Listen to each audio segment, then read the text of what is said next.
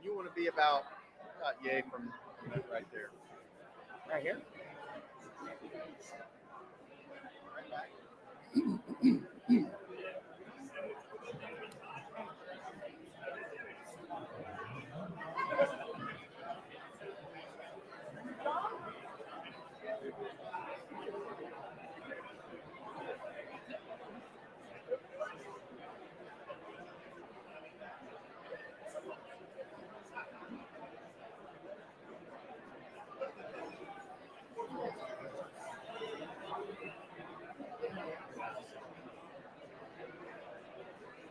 Are you kidding me?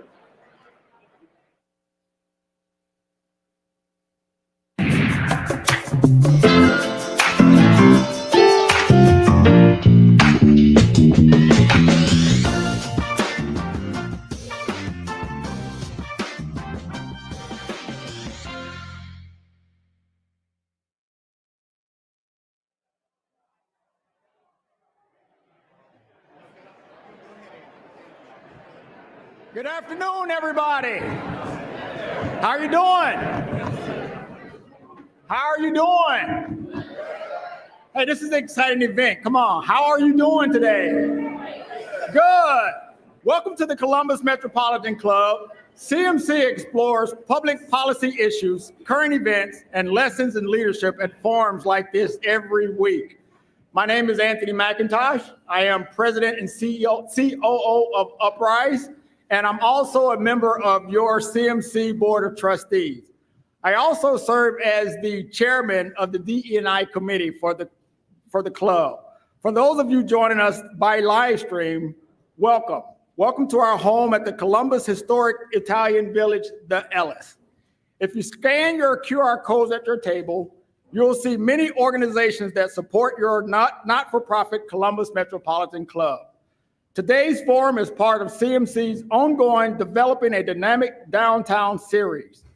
Thank you to all of our presenting sponsors, the Columbus Downtown Development Corporation, wow, that's a lot, and Capital South, and series sponsors Thompson Hine.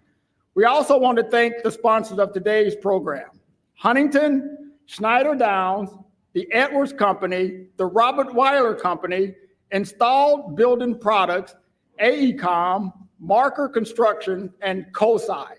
Thank you to our host, the Ellis, for their generous support for today's program. We're also grateful to the presenting sponsor of our live stream, the Center for Human Kindness at the Columbus Foundation, and to our live stream partner, the Columbus Dispatch.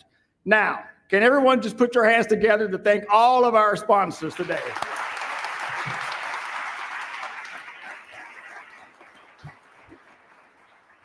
And I appreciate the fact that I was able to read all those sponsors without screwing it up.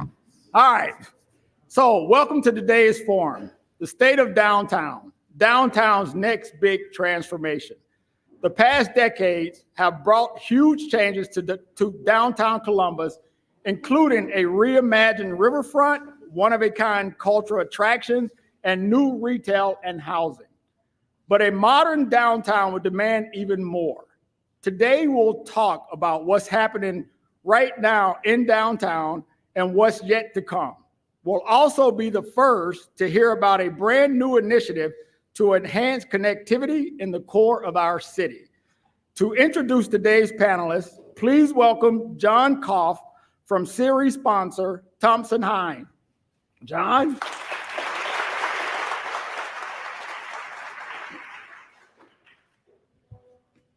Thank you, Anthony.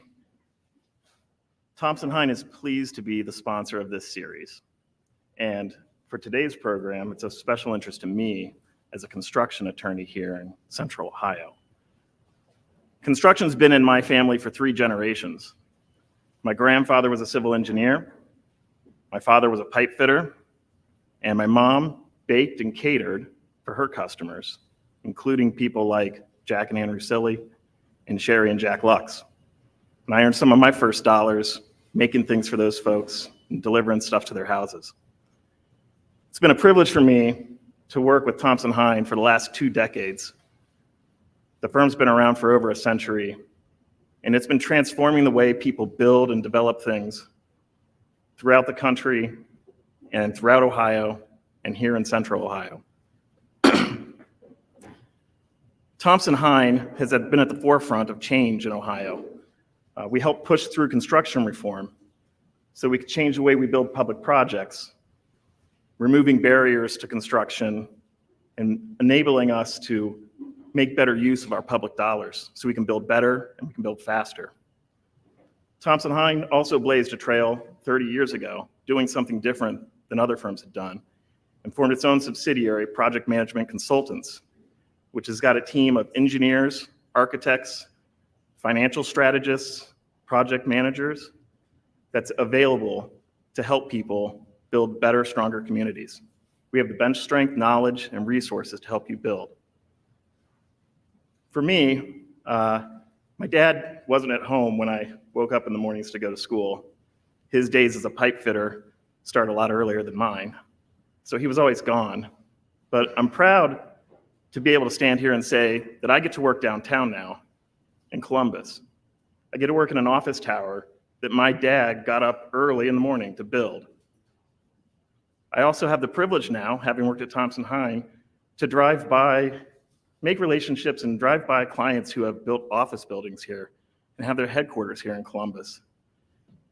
My group and team at Thompson-Hine is behind affordable housing projects here in Columbus and throughout Ohio. It's really a great time to be here. And I take a lot of pride too in being able to take my family and meet my friends over at the Crew Stadium, because that's a stadium that my firm helped build. So it's a great time to be here. I love Columbus.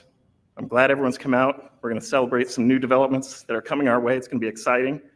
But today, I have the privilege of sitting and listening and learning a little bit from some really good people that are doing some really good things for our community. And so without further ado, and I stole his lunch card so I could get through the full panoply of all of the words in the organization he works for. But you all know him. It's Marc Conte. He's going to kick things off here. He's with the Capital, Crossroads, and Discovery Special Improvement Districts. Marc, podium's all yours.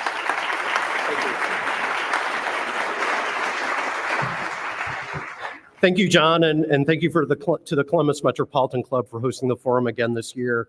My own story about my dad's background: he's a retired iron worker, and even though we grew up in Cleveland, he had work down here. So I remember coming down here in the 70s to see the job site at Nationwide Plaza 1, and then again later at the Ohio Center and the Hyatt. So it is wonderful to see those buildings every day while working downtown.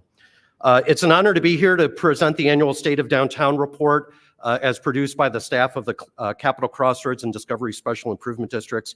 You can find the full report online at downtownservices.org or by scanning the QR code on the card on your table. I'm delighted to share positive news about the ongoing strength of downtown investment. In 2023, we witnessed the completion of $206 million of new private investments, with an additional $803 million currently underway. We saw significant completions west of the river, with the completion of the Ginther Hotel and one at the Peninsula. And then Current, which is this beautiful, spectacular public art piece over Gay and High from Janet Eckelman's on the cover of our report, that debuted this year. And also at this intersection, we'll be seeing the long-awaited renovation of the Madison as that nears completion, and 2 new restaurants set to open this quarter, adding to the vitality of that intersection. The downtown population continued to increase. It now stands at 12,000 residents. With 1,600 more units under construction right now, we should see the population grow to 13,000 by the end of this year and up to 16,000 by the end of 2026. Downtown apartment vacancy is at 90%, and these apartments continue to command higher rents than in the suburbs. But downtown is adding apartment units at a lot of other price points. Both the Vera on Broad and Topiary Park Crossing opened last year, and collectively they opened 202 new workforce housing units in the Discovery District. Now, turning to the office market, the downtown office vacancy rate dropped slightly from 21.3% to 21.1%. And if you take that together with the suburban office vacancy rate dropping as well, we're starting to see what I think will be a stabilization in the office market, at least in this region, where office leasing will grow in tandem with job gains. There are positive signs with ground floor retail. Downtown had 14 net new openings in 2023, the largest number in a decade, highlighted by the new Jackie O's on 4th Street. The popular Lunchbucks program run by the Columbus Downtown Development Corporation expanded in 2023. Workers and residents redeemed a total of 11,000 $10 lunch vouchers, providing direct financial support to downtown restaurants. Downtown's hospitality sector continues to improve. Hotel occupancy increased to 54.3%, and the number of visitors increased. There were more than 5 million unique visitors to downtown in 2023. Collectively, they made a combined 27.7 million visits, a 7% increase over 2022. All of this new development, all of this new growth, all the trends, they're very terrific. New and reused buildings are giving people more places to live, work, shop, and visit. But what's happening on the street and what's happening on the sidewalk is really central to a person's experience when they come downtown, and often more important than what's happening on the floors above. The Capitol Crossroads and Discovery Special Improvement Districts, funded by a community-minded group of 800 property owners in the core, provide services to make sure that everyone coming downtown has the best experience possible. The CID's cleaning ambassadors keep downtown looking good with activities like litter control, leaf removal, and power washing. And with more residents, that means more dogs, and more dogs means more dog waste. So the clean team, we service 19 pet waste stations, and they made 1,100 service calls to those pet waste stations last year. They also provided 1,500 hours of flower watering to landscaping maintained by the CIDs. The CIDs also have safety ambassadors that actively patrol 540 acres of downtown. Last year, they put on 20,000 miles on their bikes. They also serve as eyes and ears for the police, respond to calls about trespassing, intimidating behavior, car break-ins, and other quality of life issues. 3 homeless outreach staff interact with anyone on the street who appears to be in need or in crisis.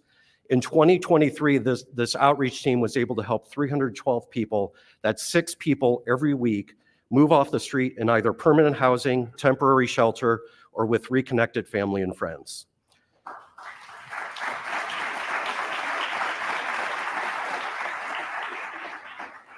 And there's an incredible amount of work going on behind the scenes most people will never see, but all goes into making downtown the safest precinct in the city. The 2 districts conceive a network of over 140 downtown public and private sector security professionals who share pertinent security-related information. The districts lead calls and meetings with residents, property owners, businesses, and city officials in specific areas of downtown to address challenges such as illegal parking, drug activity, or persons in need. They coordinate and lead weekly calls with social service partners to determine how to effectively engage with persons in crisis and get them off the street. And the districts manage a shared radio program with more than 50 security operations that allow the CIDs and the participants to share information in real time. The efforts of the 2 special improvement districts lay the foundation for the success of new developments and is helping to make our downtown become the cleanest, safest, and most vibrant downtown in the nation. Once again, you can find the full report at downtowncolumbus.org. Or I'm sorry, downtownservices.org. Too many websites. And now it's my great honor to introduce today's panelist and moderator. Please give a big CMC welcome to Jeff Edwards, Chairman, President, and CEO of Integrated Building Products and the Edwards Company.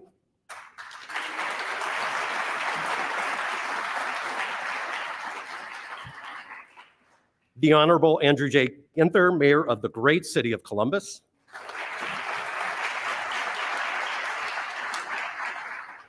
And our host and panel moderator, Stacia Naquin, news anchor with ABC6 and Fox 28. Stacia, welcome back to CMC. We did today's conversation.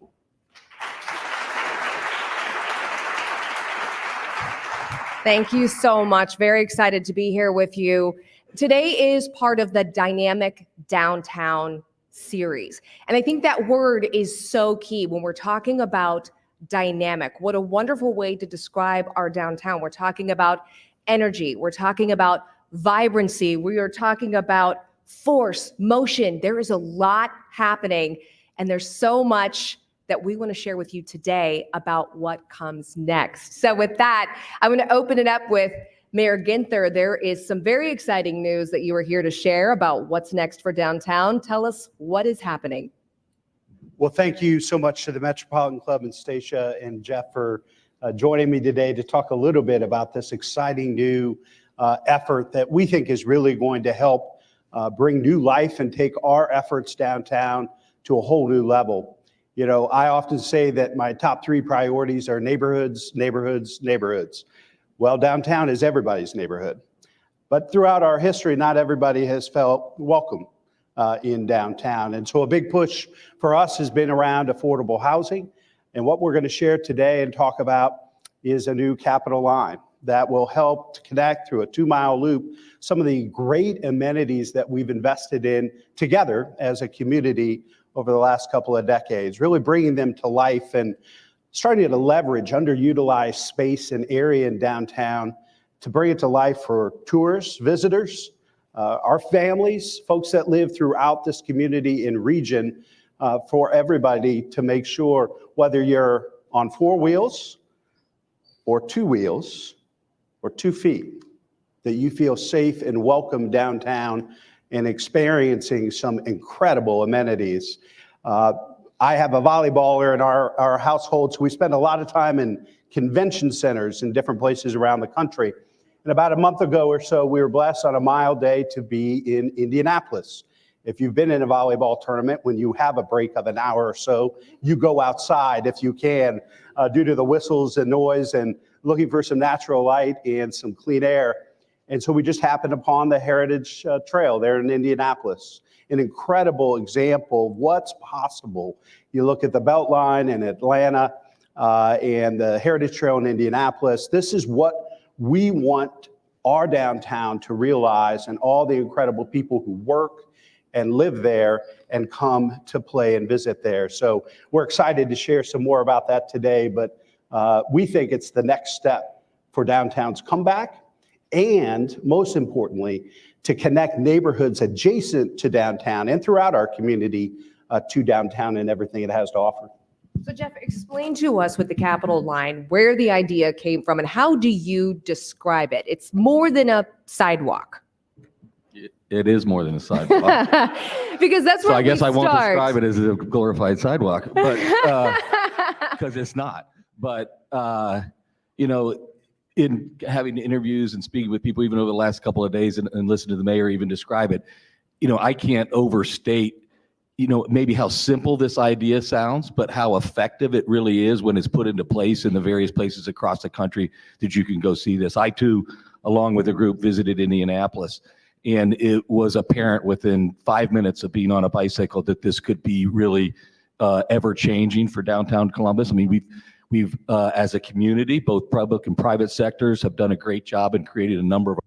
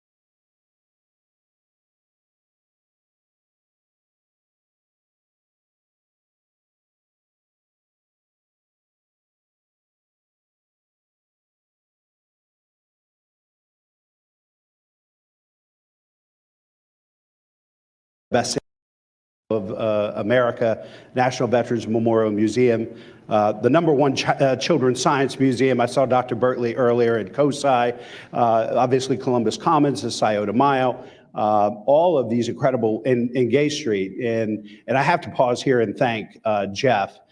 Jeff bet and went big on downtown when everybody thought he was crazy 25 years ago. And I really believe that Gay Street now shows us the great possibility and potential for all of downtown. We think one of the reasons we think this loop is going to be so important, connecting all these amenities, our downtown, we have one of the biggest, largest, from a square mile standpoint, downtowns in all of America. And so, we're trying to learn from Jeff's leadership and others to focus in on a particular area, connecting these amenities, and then making sure the underutilized space in between the amenities along the Capitol line are leveraged, for places for folks to gather, for different types of entertainment, and an ability to connect and celebrate public art and other things right in our downtown. Now, with the sidewalks already being there, because I'm sure even as we're looking at this map here, we have all walked these sidewalks and we've been to these venues. What is it that you think makes the Capitol line more accessible, more walkable than the infrastructure that is already there? Well, certainly dedicated bike lanes, wider areas for sidewalks and for people to move about, putting our motorists on notice that the world does not revolve around them, and that this downtown and this city belongs to everybody. But obviously the streetscapes, the public art that's already been invested in, that this plan also contemplates really making it a much more safer place for people on bikes and on foot. Well, and the commonality of materials. I mean, there'll be consistent paving, consistent, furniture, signage, graphics.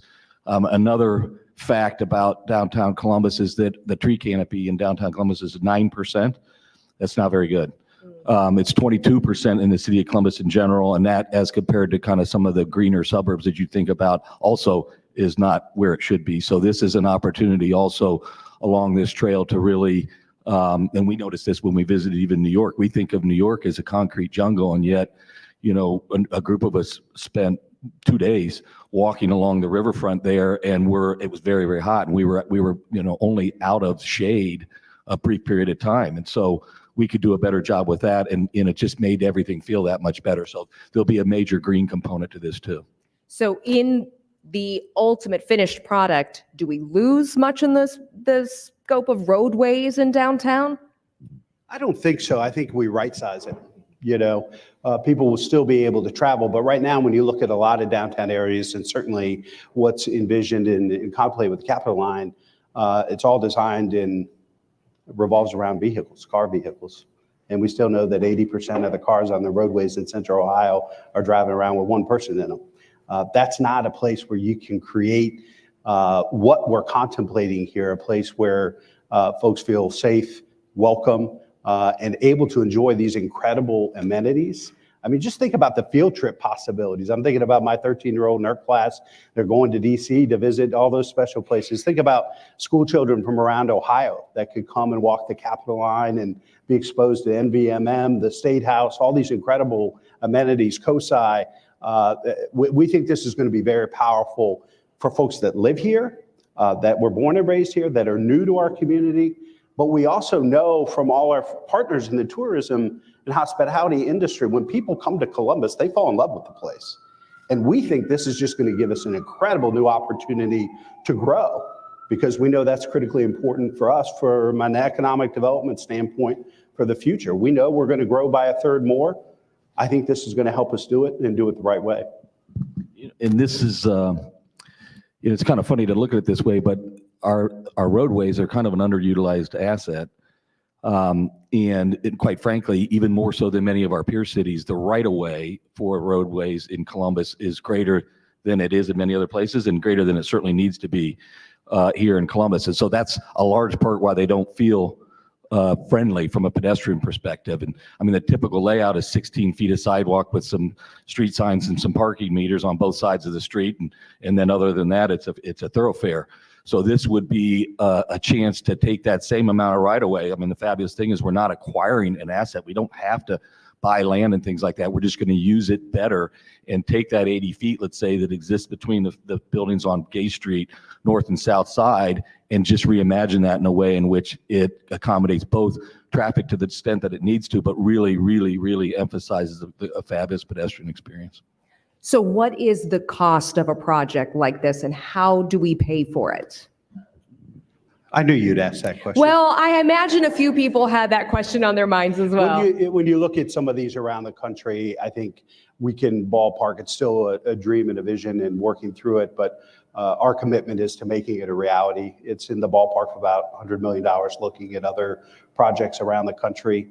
We're working hard to line up resources from the private, other public sector, philanthropic sources. The city is going to be all in, and Downtown Development Corporation, one of our most successful and strongest organizations, is going to be leading the way on this. But this is a top priority for me.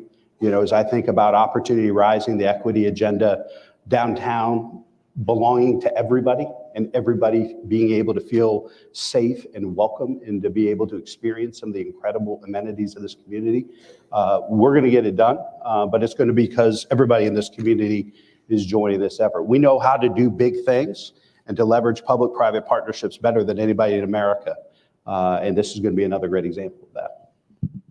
And if we do just an average job, but I've already said we're not going to do an average job. We do a much better than average job, but an average job, if you look at some of the other cities that have done this, that $100 million would be returned at a ratio of, for $1 invested, you get $27 back in increased development. So spots along the trail or along the line that right now might not be prime for development really immediately become prime for development, and the density starts to fill in around and inside of this trail. Well, let's talk more about that, because there is cost and then there is value ultimately. And I know, Jeff, as a downtown developer, now a downtown resident, why do you see this as necessary ultimately for the value of what it will bring to the community? What are your thoughts there? Well, I mean, as we shift, I think we all know, away from 5 days a week, 40 hours a week, if not more, in the office, and downtown shifts from really a place to work and not so much live, but to one where we really have to encourage the livability. I think ultimately this is a huge attraction for those that would live downtown. But a nice place to live in terms of downtown is also a nice place to work, and they feed off of one another. So, I mean, anybody in this room, either one, cares about downtown, or two, maybe lives downtown, or three, works downtown. And if you've kind of walked the streets, you know that we could do a better job in that regard. And even though the riverfront in the South Mile was a fabulous undertaking by the whole community, and no one can complain about kind of the outcome, and then ultimately even the peninsula, but it's really stretched things out again. And we suffer a little bit from that lack of connectivity and that lack of density.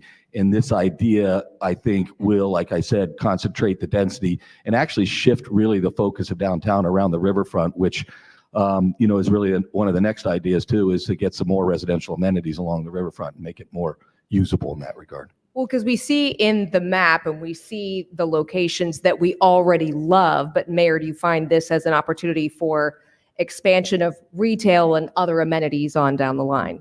Yeah, and I think it really, to the point Jeff was making, it helps us leverage and utilize amenities we've already invested in. We've already made world-class organizations, in the Scioto Mile, MVBMM, COSI, all of these great amenities, the State House, as we mentioned. This really helps us leverage those amenities, connect them, and encourage more development and investment downtown by having this in place.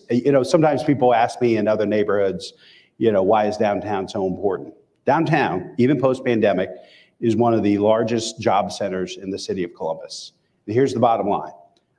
The folks that work in downtown or that live there and work remotely are funding basic city services in neighborhoods all over our city. And even post-pandemic, because we've had one of the greatest comebacks in a downtown of any city our size in the country, we're still the heart and the soul of this region. There is no Granville, there is no Newark, there is no Grove City, and there is no Dublin or New Albany without a strong, healthy, vibrant downtown. And that's why the Capital Line project is so important, is to be investing in ourselves for the future. So when we look at the plans ahead, what does the timeline look, and how do you construct a project like this? What does it take to build this connectivity within our community?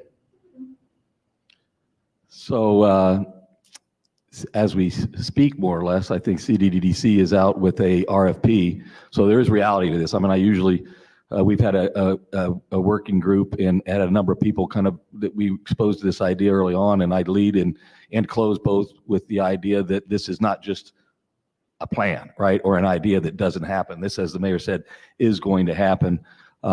We think that we could, have the engineering work and the planning work continue throughout this year. Select kind of the construction team, as the mayor mentioned. CDDC is going to lead that next winter and actually start construction, roughly a year from now. And it would be phased clearly over time, probably 4 phases.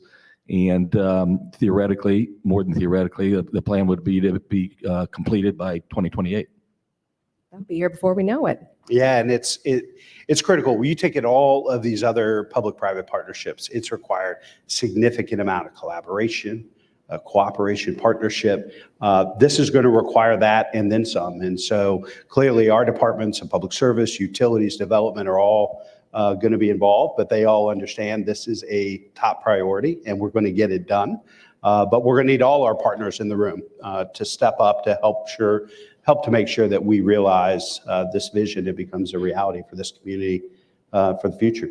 We can tell you're excited about these plans. What are you most excited about when you look at the images that you've brought and the map that will soon be? What are you most excited about for each of you? And this will be our last question before we open it up to our online forum. I'm sure Jeff will give you a very impressive developer design perspective answer. Mine's very simple, that regardless of whether you're born and raised in this community or you came here last night from wherever in the world, around the state or the country, that you're going to see yourself in downtown and to know that you belong, that everybody belongs in downtown. Jeff? I'm most excited that I heard the mayor just basically say what he said when we went to him with the current sculpture, and that was to tell everybody involved that the answer is yes, figure out how to get there. So this will not be without a lot of effort on a lot of people's part. There will be challenges and hurdles. Ultimately, I think the end product will speak for itself, but it's going to take the mayor and others saying the answer is yes, let's get this done. So. Now, it is CMC's longstanding tradition to take audience questions. I'm sure you have some based on what you've heard and learned today. So we're going to move to questions from our live stream and in-person audiences. So if you are watching online, we hope you are typing those questions in as well. So we've got Doug in the back with CMC curating those questions from our live stream audience. So Jeff, Mayor Ginther, thank you both for what you've shared today. And for those of you in person who have questions for us, we hope you will line up as well with your questions. So Doug, what is the first question that you have today? Stacia, thank you. And thank you to today's panelists, Jeff Edwards and Mayor Ginther. Thank you very much. I know many of you here in the audience have questions for us, so please come on up here and line up behind me. Please do keep in mind that great questions at CMC have 2 things in common. They take less than 30 seconds to ask, and they end with a question mark. So here is the first question. This viewer is curious to know how this plan intersects with plans for public art in Columbus, and if so. Tom's in the audience here. I know that. We're in the midst, the GCAC is in the midst and getting close, I think, to putting a wrap on a study, a public art study. And clearly art in all means and forms, both local and even on a more maybe national basis, I think are going to play a big role in this.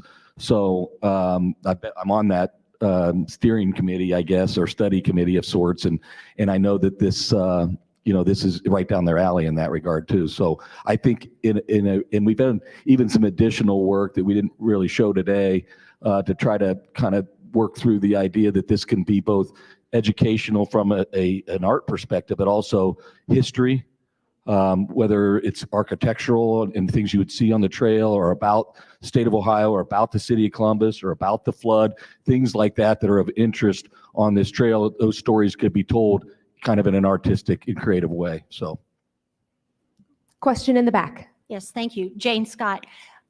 We've seen a lot of effort being put into Franklinton and in the Short North and the Brewery District, the Arena District. How does the loop tie into those neighborhoods? And do you anticipate potentially some draw from those neighborhoods into this area? Our goal and vision is that the Capitol Line helps to make downtown accessible for folks that live here, that are visiting here, or from all over the region and the state. But we think it's also going to help connect adjacent neighborhoods, neighborhoods near downtown to downtown as well. So we think, and when you look at other cities, the impact in adjacent neighborhoods, to the Beltline and the Cultural Trail in Indianapolis has been significant and positive. So we think they're going to be great benefits in adjacent neighborhoods as well. and it's maybe not in the absolute first phase or even the fourth phase, but the spurs, let's just call them that, into the neighborhoods, the near downtown neighborhoods are already being contemplated. That's a big part of this plan, is to try to draw the 50 or 60,000 residents that live just outside of the inner belt into downtown, which currently that doesn't really happen very often. They're great examples. When you think of connectivity and restorative infrastructure, you don't have to look any further than the Near East Side and see what the Long Street Cap has done to the King Lincoln Bronzeville neighborhood. We know that connecting neighborhoods that for whatever reason have been cut off because of infrastructure decisions made in the past, we can reconnect with thoughtful, inspiring connectivity and restorative infrastructure. Thank you. Aaron DeGirolamo on the live stream audience asks, is there an opportunity to use ARPA funds on this project? Potentially.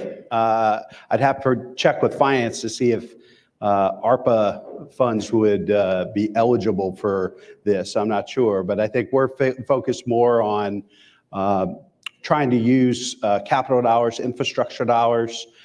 We really believe those rescue plan dollars should be spent based on the Recovery and Resiliency Advisory Committee recommendations. What we wanted to make sure we were focused on, a good amount of our resources, ARPA dollars, have been spent on youth, housing, and keeping folks in their homes. A lot of the recommendations focused on how can we have a more dynamic and inclusive recovery from the pandemic than we had from the Great Recession. We wanted to do things differently, be purposeful and intentional. And so we're going to continue to focus on housing, wealth building, and expanding opportunities for folks who have been most negatively, disproportionately impacted by the pandemic. But we're all ears for other ideas. Hi, Hillary Kirchner, first-time guest. So thank you for this great idea. You mentioned that downtown is for everyone, and I agree.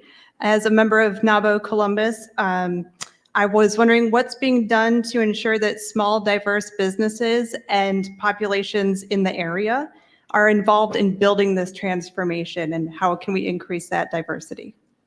Great question. And, our Opportunity Rising Equity agenda is very much focused on how do we make sure that the folks that have helped make this community so special are able to benefit in the growth of the future. We want our growth. We don't just want to be bigger, we want to be better. We want the growth to be dynamic and inclusive. And so we're really proud of what we've been able to do as a city. And I'm really proud of CDC and other partners that are going to be working on this project. We put in place some of the highest goals and standards for public-private partnerships. And you can take a look at the new Lower.com Stadium and other public-private partnerships that have exceeded all of our goals with minority and female participation. And in some cases have opened up doors to women and minority businesses for ongoing operating services that can be provided. So we're excited about the opportunity. Know that we're going to be bringing that lens of equity that I've talked about today, not just for people to access and enjoy the Capitol line, but the women and folks from different communities that have been left out in the past to actually build it. At a more granular even level, Councilman Bankston recently, really over the last 12 months, introduced a program to help fund and fill vacant storefronts downtown with business, fledgling startup businesses to a large degree that are either women or minority owned.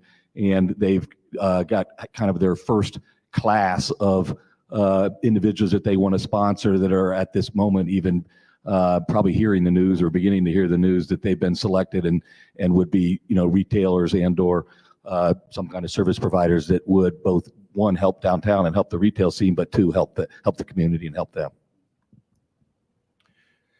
Thank you.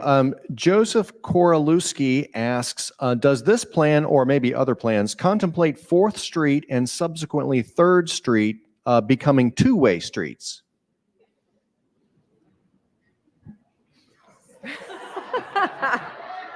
This plan does not contemplate that. So, and even if it did, I wouldn't probably admit it, but because that's not my job for sure. But what we've done when in planning this is we've deferred entirely and acknowledged that there's a whole much larger thing going on downtown in terms of transit and all of the things that are in our future. And I will tell you, I was privileged enough to get an hour presentation on Link Us.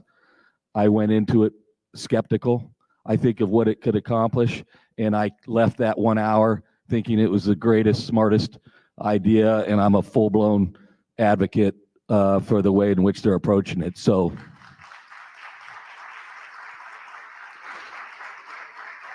That's an unpaid advertisement for next week, CMC. Well, we're back here to talk about Link Us, but I think it's a great point. What we envision and what we are going to do as a community with this Capitol Line project can only really be fully realized if we're successful in passing and implementing the Link Us initiative. It will be a game changer for our community. And we'll take this Capitol Line project and make it a national icon. From what you've seen with the other examples, Indianapolis, and I know you said, we're going to do it better. What specifically are you targeting that you've seen that you thought, oh, we could definitely do that way better? What are you excited to accomplish to take it to the next level based on what you've seen? I think both the mayor and myself mentioned, the building blocks that we're building off of, the Scioto Mile and the Vets Museum and Columbus Commons. These are world-class kind of assets, again, that just lack the connectivity. In Indianapolis, they built the trail first and then had to think about doing these other investments. So for us, it's easier in that regard. But their trail is maybe 12 feet wide. It's very nice, and it's a dream to ride a bike on. But we're thinking bigger than that, right? And more like 30 feet wide and much more green, and being able to really tell these architectural and historical stories through art and through other experiences. And there's a little bit of that on those other trails, but not to the extent I think that we could do it here. Doug? Thank you. Car-free, pedestrian-only streets seem to create great neighborhood vibes in many cities around the world. Are any pedestrian-only streets in Columbus's future?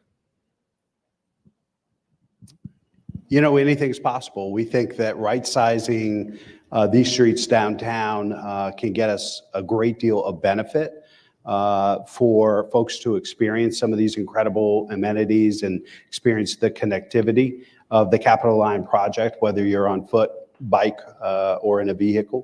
But I've been to some of the places that are being described, and they are dynamic. They're great places for communities to gather and engage and talk about what's most important going on in those communities, and something we'll remain open to. To think about a Capitol Line project or any of these amenities that we're going to connect through this effort, in Columbus 30 years ago is hard to wrap your head around. And where Columbus is 30 years from now, it'll be up to the mayors and business leaders and those driving downtown to make those decisions. There'll certainly be streets, I think, even in this plan, specifically maybe even Gay Street, where it's maybe going to be more comfortable to be on foot or on a bike than it will be. And comfort's not the right word. It'll be very convenient to be on foot or on a bike, and maybe less so to be in a car. And that's okay, because one of the things we looked at was other really streets as places, right? And there's a number of examples of that across the world, whether it's Las Ramblas in Barcelona, Lincoln Road in Miami. This is an opportunity to take a street and make it a place, right? A habitable, enjoyable experience as opposed to a place to just drive through. Yeah, and you think about Columbus's growth and development's really been in the last 75 years. And what has been new about our culture and society in the last 75 years, it was designed around vehicles and people being in their vehicles, getting into downtown and out of downtown as quickly as possible. Well, that's not really good for placemaking. That's not really good for welcoming people from all walks of life, those that can afford a car and those that cannot, some that choose to have a car and those that choose to not. To be able to access and to enjoy all these incredible amenities we've invested in, it does take a certain amount of retrofitting, right sizing, and making sure that regardless of how you get around downtown, that you feel safe and comfortable. Question here in our live audience. Doug Buchanan, Business First. Also a question about right sizing, office market versus residential market downtown. Obviously, one of your buildings is being converted. So to downtown and along this corridor, what kind of development, what kind of mix of development do you see? I mean, I think it's probably pretty apparent, maybe to everybody in this room even, that residential really is going to be the next and needs to be the next wave of development in downtown Columbus. I mean, although, I'm maybe not quite as pessimistic about the downtown office market as some maybe, and it really wouldn't take too many other conversions, but having done one, I can tell you they're not very easy at all. But if even two good-sized office buildings, some of which you've read about and are kind of maybe at a crossroads, were to be converted to residential, I think it could pretty quickly really make the downtown office market a lot more healthy. But again, like we mentioned earlier, everything that's good for a downtown resident in terms of making it more livable and walkable and more pleasant in the placemaking is also good for the office workers too. So ultimately that means people want to come back to the office as opposed to being told that they've got to come back to the office. And there's a few employers that have been less encouraging than others to get their people back downtown. There's no secret about that. I won't call them out. But if you know people that are influential about those decisions, get on them about sending people back to work. So, Next question. Good afternoon. Candace Klepaz, Pepper Construction, and a commissioner for NEAC. Earlier, you mentioned the Lincoln-Bronzeville area as an example of kind of reconnecting downtown. One of the things that we've seen in the Near East side is some of our businesses have moved out of the Near East and gone to other areas that have been kind of focus areas, for example, Franklinton. Could you speak to how we ensure we don't end up in a robbing Peter to pay Paul scenario for our neighborhoods for this type of project?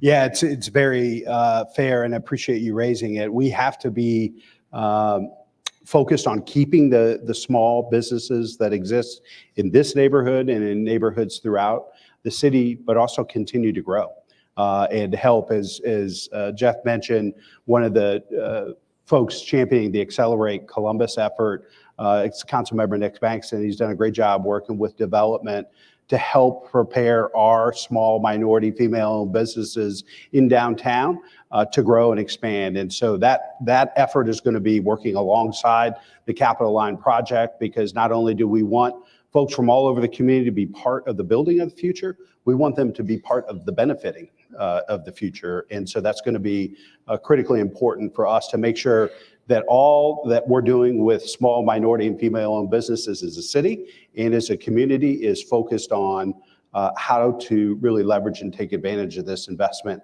in this project for the future. Hi, Kelly Stevelt. I am really excited to hear about this. I lived in Washington, D.C. for a while and was car-free, and I really loved it and missed it. Part of what made that possible, though, was that there were lots of farmers markets, grocery stores, things that you could access. How does this plan take that into account as we think about adding more residential downtown?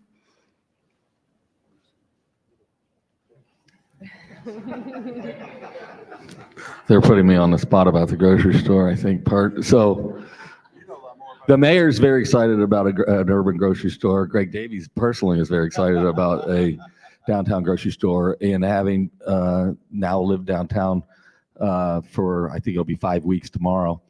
Not that I'm counting the days, but in unpacking boxes. But it is important. I think it's as much of important, I think, that in terms of perception, of having, and that's not to say that there are not places to go grocery shopping near in what in other cities would be considered pretty urban, right? Like the Kroger in the Brewery District. There's a new Lucky's almost open, I believe, on Neal Avenue, just out barely into Victorian Village from the Arena District. We have had the Hills Market in the neighborhood launch area for a decade or so. Clearly, though, a full-blown urban format major grocery store potentially on the peninsula, that's what I hear, would be a boon in that regard. I mean, funny enough, I think we saw 2 or 3 downtown grocery stores on our Indianapolis little bike ride.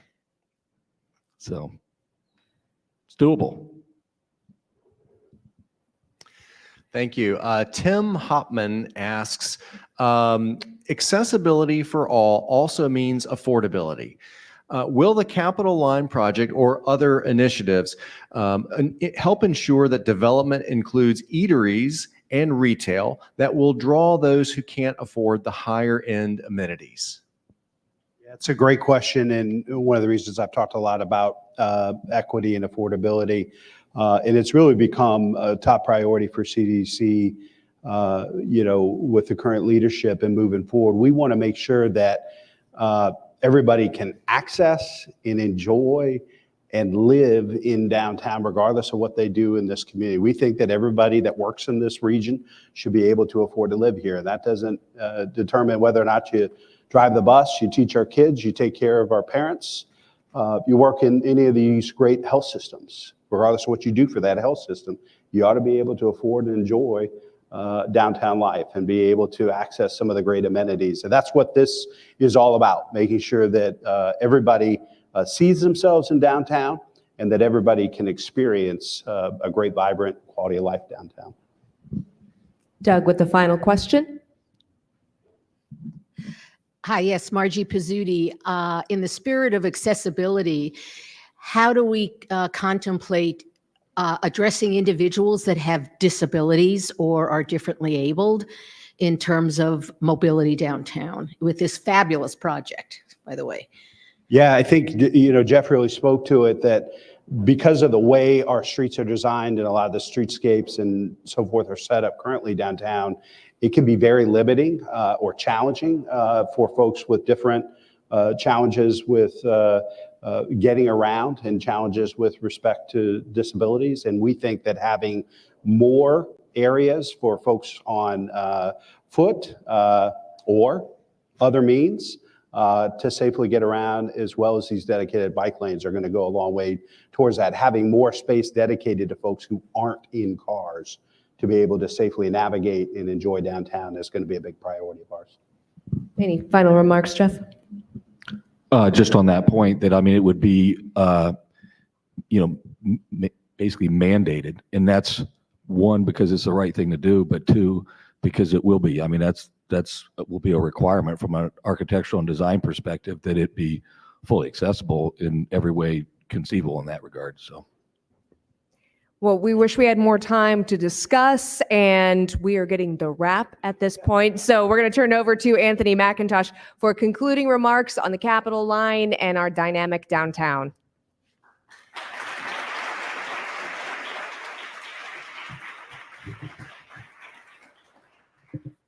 Well, so I must say, having lived in other big cities and now being a downtown resident myself, I am excited to hear about the plans and the transformation for what's going to happen in downtown Columbus.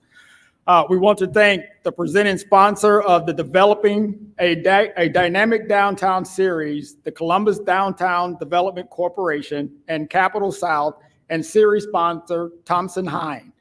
We also want to thank the sponsors of today's program: Huntington, Schneider Downs, the Edwards Company, the Robert Weiler Company, Installed Business Products, AECOM, Marker Construction, and COSI. Thank you to the Ellis for hosting us today. We're also grateful to the presenting sponsor of our live stream, the Center for Human Kindness at the Columbus Foundation, and to our live stream partner, the Columbus Foundation. And we also want to give a very special appreciation to today's speakers, Marc Conte, Jeff Edwards, Mayor Andrew Ginther, and our host, I knew I was going to screw this up,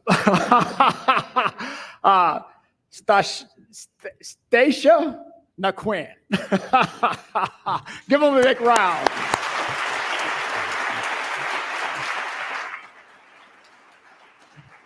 So we've already heard teasers for next week's forum. So please make plans to attend next week's forum.